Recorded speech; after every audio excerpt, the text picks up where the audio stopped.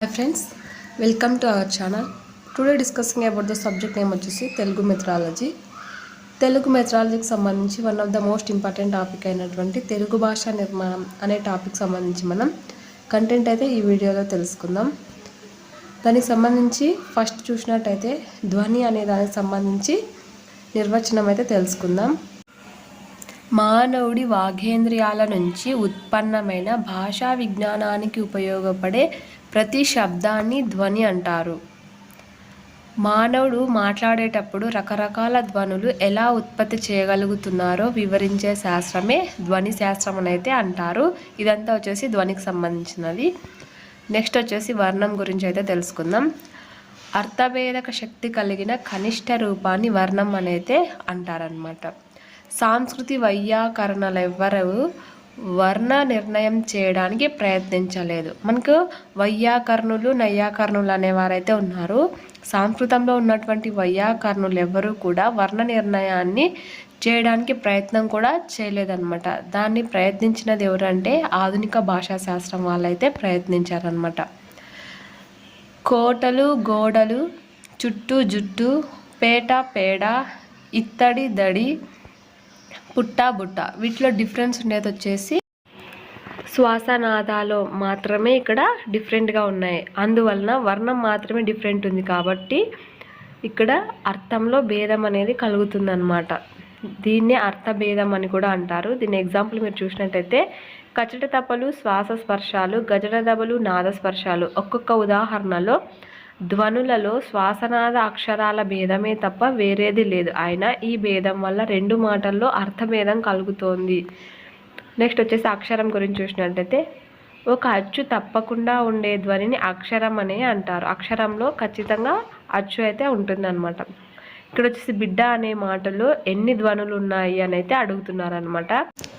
బిడ్డ అనే మాటలో మనకు 5 ధ్వనులు అయితే ఉన్నాయండి. ఇక్కడ వచ్చేసి ద్విత్వాక్షరము సంయుక్తాక్షరం ఈ రెండింటికి కూడా 3 ధ్వనులు ఉంటాయి. మామూలుగా ఏ హల్లుకైనా కూడా 2 ధ్వనులు అయితే ఉంటాయి. సంశ్లేష అక్షరానికైతే 4 ధ్వనులు ఉంటాయి. ఇదైతే మీరు బ్లైండ్గా గుర్తుపెట్టుకోండి అనమాట. పదం అనే దాన్ని చూసినట్టయితే విడి ధ్వనులకు అర్థం లేకపోయినా అవి కొన్ని విధాలుగా పరస్పరం కలియడం వల్ల ఏర్పడిన మాటలకి అర్థాన్ని ఇస్తాయి. వాక్యాన్ని చిన్న చిన్న ముక్కలుగా అంటే అందులో ఉన్న మాటలు పదాలుగా విడగొట్టవచ్చు. నెక్స్ట్ వాక్యం చూసినట్టయితే అర్థవంతమైన ధ్వనులు అక్షరాలు. అర్థవంతమైన ధ్వనులన్నీ కలిపితే అక్షరాలు అవుతాయి. అక్షరాలన్నీ కలపడం వల్ల అర్థవంతమైన పదాలు అవుతాయి. అర్థవంతమైన పదాల సమన్వయమే వాక్యం అవుతుంది. ఈ వాక్యాల సమూహారమే భాష అవుతుంది అని తెలుపుతున్నారు. వాక్యాలు వచ్చేసి మనకు బహురకాలు. నిర్దేశిత వాక్యాలు, ప్రశ్న వాక్యాలు, విధి వాక్యాలు అండి. నిర్దేశిత వాక్యాలు వచ్చేసి ఒక విషయాన్ని ప్రకటిస్తాయి అన్నమాట. అదే ప్రశ్న వాక్యాలు అయితే ఒక విషయాన్ని ప్రశ్నిస్తాయి. విధి వాక్యాలు వచ్చేసి శ్రోతను ఆదేశిస్తాయి. ఆధునిక భాషా శాస్త్రజ్ఞులు నిర్వచనం ప్రకారం ఉచ్చారణలో 2 విరామాల మధ్య ఉండే ధ్వని సమూహమే వాక్యం అనైతే ఆధునిక భాషా శాస్త్రజ్ఞులు నిర్వచించారన్నమాట. నెక్స్ట్ వచ్చేసి పరివర్తన వ్యాకరణం చూసినట్టయితే దీన్ని రాసినది మనకు చామ్స్కీ గారు. చామ్స్కీ ఆవిష్కరించిన పరివర్తన వ్యాకరణం భాషలో వాక్య నిర్మాణ పరిశోధనకు ఎంతో ప్రాముఖ్యం ఇచ్చింది. పరివర్తన వ్యాకరణం. పరివర్తన వ్యాకరణం అనే వ్యాకరణ ప్రక్రియ నోమ్ చామ్స్కీ రచించినటువంటి సిస్టమాటిక్ స్ట్రక్చర్ అనే గ్రంథంతో ఆరంభమైంది. ఇతడు వచ్చేసి మనకు రష్యా దేశస్థుడు. పరివర్తన వ్యాకరణం ముఖ్యంగా ఒక భాషలో వాక్య నిర్మాణాన్ని, ఒక రకం వాక్యానికి మరొక రకం వాక్యానికి గల పరస్పర సంబంధాన్ని వర్ణించడానికి ఉద్దేశించబడినదే పరివర్తన వ్యాకరణం. నెక్స్ట్ మనం ధ్వని పరిణామం అనే దానికి సంబంధించి కంటెంట్ అయితే చూద్దాం. భాషా పరిణామాలలో చాలా ముఖ్యమైనది ధ్వని పరిణామం. భాషలోని ధ్వని మార్పులను మొదటిసారిగా వివరించిన వారు టాలమీ. టాలమీ వచ్చేసి మనకు ఇటలీ దేశం. ఈటా సోప్ తెలుసు కదా, ఈటా అని గుర్తుపెట్టుకోండి. ఇటలియన్ అయితే ఉంటుంది. మనకు ఈయన 7th క్లాస్ సోషల్లో ఫస్ట్ లెసన్లో అయితే వస్తాడు. ఒక భాషలో ఉన్న ధ్వనుల తర్వాత కాలంలో మార్పు చెందడాన్ని ధ్వని పరిణామం అని అంటారు. ఒక భాషలో ఉన్న ధ్వనులు తర్వాత కాలంలో మార్పు చెందితే దాన్ని ధ్వని పరిణామం అంటారు. అది అర్థంలో మార్పు చెందితే అర్థ పరిణామం అంటారు. అది నెక్స్ట్ క్లాస్లో అయితే చెప్పుకుందాం. భాషలోని పదాల్లోని అర్థం స్థిరంగా ఉండి శబ్దం మారటాన్నే శబ్ద పరిణామం లేదా ధ్వని పరిణామం అని అయితే అంటారు. ధ్వని పరిణామం భేదాలు అనే దాన్ని అయితే చూద్దాము. దాంట్లో ఫస్ట్ వన్ వచ్చేసి మనకు వర్ణ సమీకరణం. రెండు భిన్న వర్ణాలు కలిసి ఏకవర్ణంగా మారటాన్ని వర్ణ సమీకరణం అంటారు. ఇవి వచ్చేసి రెండు రకాలుగా ఉన్నాయి. ఒకటి వచ్చేసి పూర్వవర్ణ సమీకరణం, రెండు వచ్చేసి పరవర్ణ సమీకరణం. పూర్వవర్ణ సమీకరణం అంటే ఇక్కడ గది ప్లస్ లు గదులు అయింది, పది ప్లస్ లు పదులు అయింది. అంటే ఇక్కడ పూర్వవర్ణం అయినటువంటి గదిలో ది అనేది దు అయిందనమాట, గదులు అయింది. ఇక్కడ పరవర్ణ సమీకరణం అయినటువంటి కు ఏదైతే ఉందో అది వచ్చేసి కీ అయిందనమాట. ఇక్కడ పూర్వవర్ణంలో చేంజ్ అయింది కాబట్టి అది పూర్వవర్ణ సమీకరణం, పరవర్ణంలో చేంజ్ అయింది కాబట్టి పరవర్ణ సమీకరణం అయితే అయ్యిందనమాట. ఈ విధంగా పూర్వవర్ణ సమీకరణం వచ్చేసి మనకు పూర్వపదంలో చేంజ్ అవుతుంది, పరవర్ణ సమీకరణం వచ్చేసి మనకు పరవర్ణంలో మాత్రమే చేంజ్ అవుతుంది. వాటి పేర్ల ఆధారంగానే అక్కడ మార్పు కూడా ఉంటుందన్నమాట. నెక్స్ట్ వచ్చేసి మనం వర్ణ విభేదం అనే టాపిక్ అయితే తెలుసుకుందాం.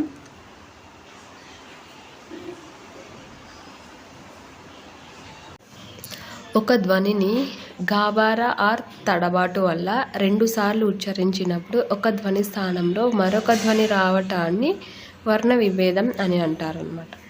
ఇది వర్ణ సమీకరణానికి వ్యతిరేకమైనది. వర్ణ సమీకరణానికి వ్యతిరేకమైనది ఏంటి అంటే వర్ణ విభేదం. ఈ వర్ణ విభేదం ఎందుకు ఏర్పడుతుందంటే ఒక ధ్వనిని గాబారాగా మరియు తడబాటు వల్ల 2 సార్లు ఉచ్చరించినప్పుడు ఒక ధ్వని స్థానంలో వేరొక ధ్వని రావటాన్ని వర్ణ విభేదం అని అయితే అంటారండి.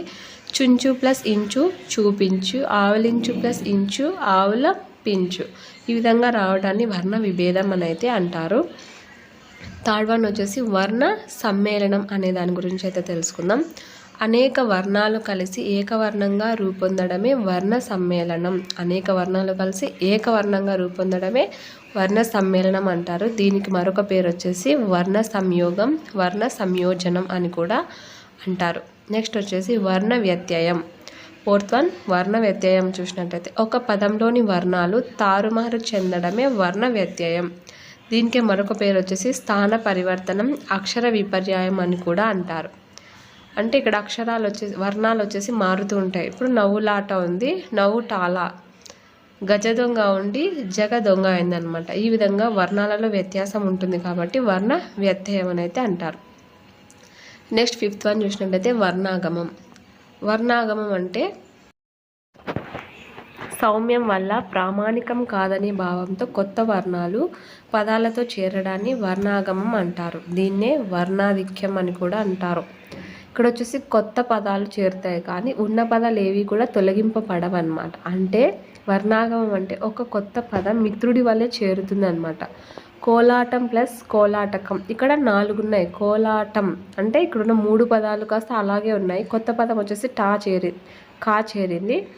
ఇక్కడ నడిరేయి చూసినట్టయితే నడిరేయి, నడికి రేయి, ఇక్కడ 4 పదాలు ఉన్నాయి. ఇక్కడ వచ్చేసరికి 5 పదాలు ఉన్నాయి. అంటే ఉన్న వాటిలో ఏ పదము కూడా తొలగిపోలేదన్నమాట, అలాగే ఉంటాయి.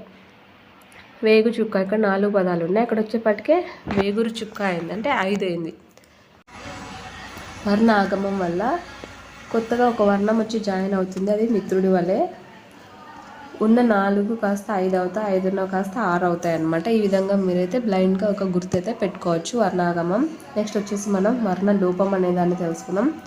వర్ణాగమంకు ఆపోజిట్ వర్ణ లోపం అండి. అక్కడైతే ఒక వర్ణం లోపిస్తుంది, ఇక్కడైతే ఒక వర్ణం ఎక్స్ట్రాగా వస్తుంది అనమాట. వర్ణలోపం గురించి తెలుసుకుందాం. ఒక పదం చివర వచ్చిన హల్లు మరొక పదం మొదట వచ్చినప్పుడు మొదటి లోపించిన దాన్ని వర్ణలోపం అని అంటారు.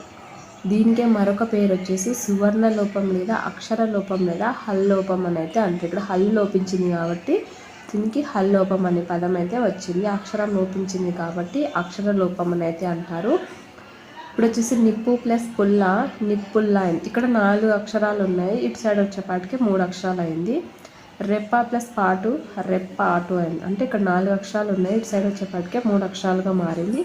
అందులోనూ 2వ పదం యొక్క మొదటి అక్షరం అనేది లోపిస్తుంది అన్నమాట. ఈ వర్ణలోపాన్ని వర్ణ ఆగమంతో పోల్చి నేర్చుకున్నప్పుడు 2 అంశాలు కూడా మనకు ఈజీగా అర్థమవుతాయి అన్నమాట. వర్ణ లోపం అంటే ఒక అంశం లోపిస్తుంది, ఒక అక్షరం లోపిస్తుంది. నెక్స్ట్ వచ్చేసి ఆజాదిత్వం చూసినట్టయితే కొన్ని హల్లులకు ముందు ఉచ్చారణలో అచ్చు చేర్చి పలకడాన్ని ఆజాదిత్వం అంటారు. దీన్ని స్వర ప్రారంభం అని కూడా అంటారనమాట. ఆజాదిత్వానికే మరొక పేరు స్వర ప్రారంభం. రథం అరథం, స్కేలు ఇస్కేలు, స్కూలు ఇస్కూలు, ఈ విధంగా అచ్చులు చేర్చి పలుకుతారనమాట. ఆజాదిత్వం అచ్చులు చేర్చి పలకడం. నెక్స్ట్ వచ్చేసి స్వరభక్తి. భిన్న హల్లులు మధ్యలో చేరి వర్ణం చేరడాన్ని, భిన్న హల్లుల మధ్య మరో వర్ణం చేరడాన్నే స్వరభక్తి అంటారు. దీనినే విప్రకర్ల, వికర్ల అని కూడా అంటారనమాట. తర్వాత ఉంది, తరువాత అయింది, మర్యాద ఉంది, మర్యాద అయిందంటే భిన్న హల్లుల మధ్య మరో వర్ణం చేరిందనమాట.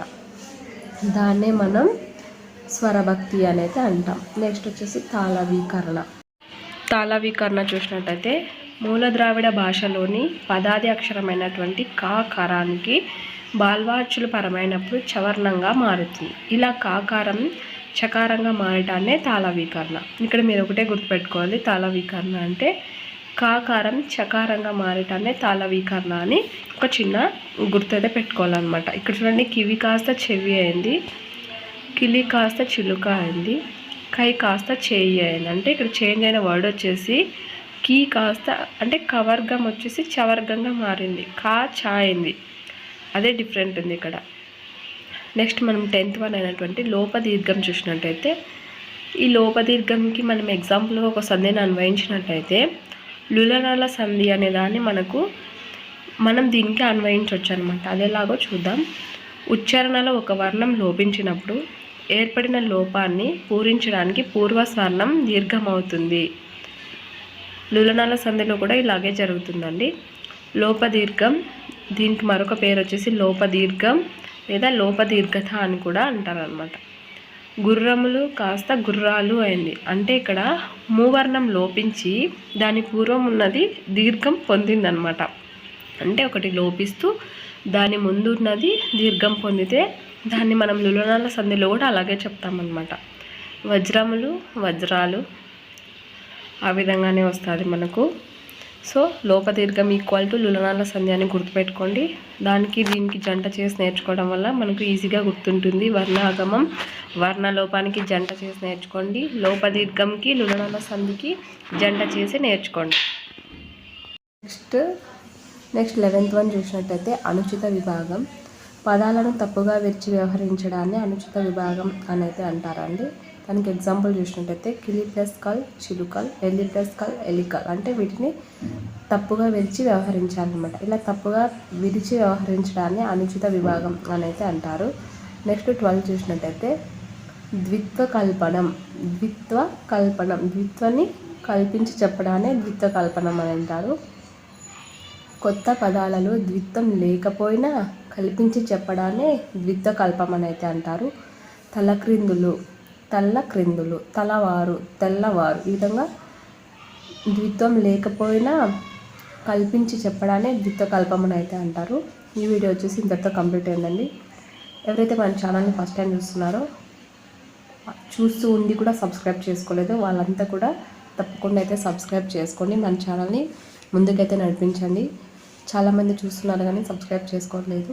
ప్లీజ్ సబ్స్క్రైబ్ చేసుకోండి. Do subscribe. ప్రతి ఒక్కరు కూడా లైక్ చేయండి, షేర్ చేయండి, కామెంట్ చేయండి. తప్పకుండా సబ్స్క్రైబ్ చేస్తారని ఆశిస్తున్నాను. నెక్స్ట్ వచ్చేసి మన ఛానల్లో ఇంపార్టెంట్ టాపిక్స్ అయితే పోస్ట్ చేస్తున్నాము. ప్రతి ఒక్కరు కూడా బెల్ ఐకాన్ అయితే క్లిక్ చేయండి. మేము పంపిన సమాచారం ప్రతిదీ కూడా మీకు నోటిఫికేషన్ రూపంలో అయితే రావడం జరుగుతుందండి. మీకు ఏ టాపిక్స్ అయినా మీకు కావాలి అనుకుంటే వాటిని కామెంట్ రూపంలో తెలియచేయండి. తప్పకుండా అవైతే వీడియోస్ చేసి అయితే మీ ముందుకైతే తీసుకొస్తాము. ఇంతటితో అయితే కంప్లీట్ చేస్తున్నామండి. ధన్యవాదాలు.